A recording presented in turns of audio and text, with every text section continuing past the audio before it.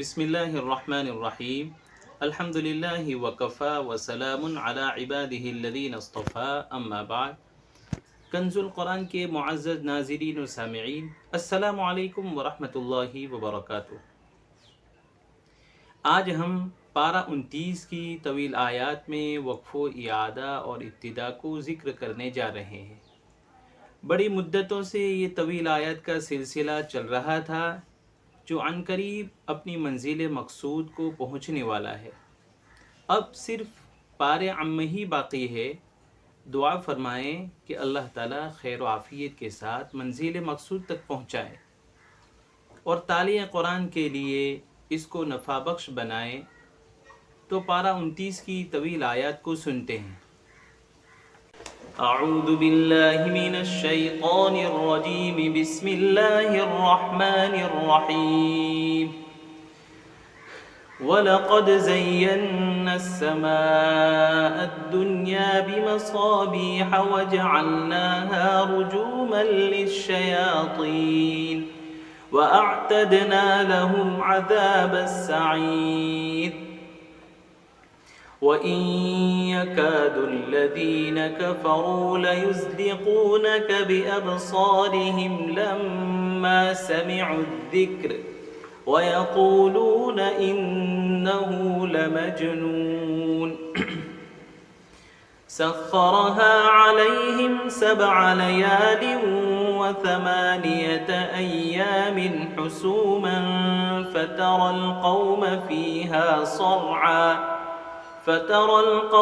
فيها صرعى كأنهم أعجاز نخل خاوية وإني كلما دعوتهم لتغفر لهم جعلوا أصابعهم في آذانهم واستغشوا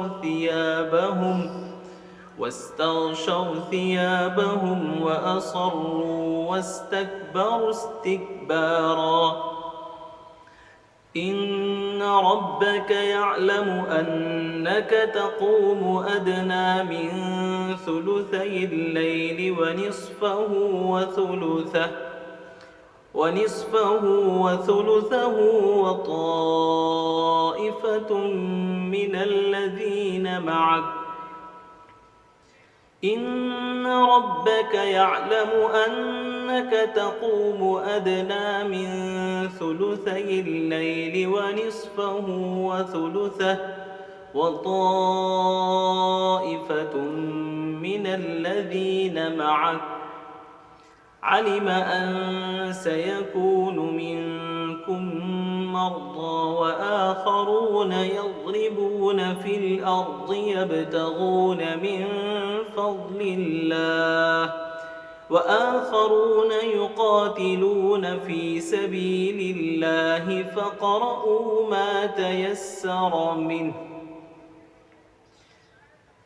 وما جعلنا عدتهم إلا فتنة للذين كفروا ليستيقن الذين أوتوا الكتاب ويزداد الذين آمنوا إيمانا ولا يرتاب الذين أوتوا الكتاب والمؤمنون وليقول الذين في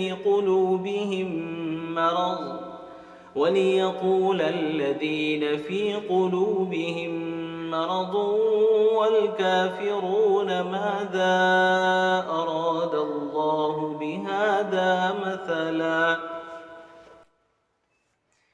प्यारे नाज़रीन व सामिईन, ये पारा 29 की तवील आयात में वक्फ़ो इआदा और इब्तिदा को हम सुन रहे थे। पूरे 29 पारों को सुनने के लिए डिस्क्रिप्शन में लिंक मौजूद है या बंदे के व्हाट्सएप नंबर पर राब्ता भी कर सकते हैं। आज के लिए इतना ही फ़कत। वस्सलामु अलैकुम व रहमतुल्लाहि व बरकातुहू।